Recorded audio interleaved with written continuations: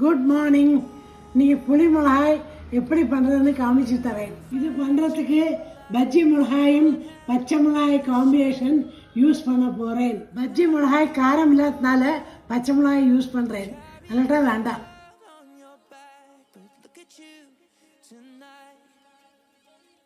ஒரு கடாயில் எண்ணெயை ஊற்றி கடுகும் கடலைப்பருப்பும் தாளிச்சுங்கோ.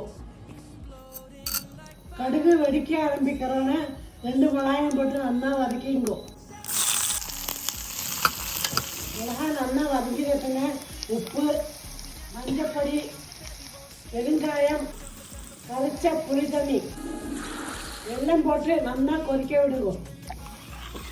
நல்லா கொதிச்ச பின்னா அடுப்பை அடைச்சிடுங்க. ஸ்பைசி அண்ட் டேங்கி புளி மிளகாய் ரெடி.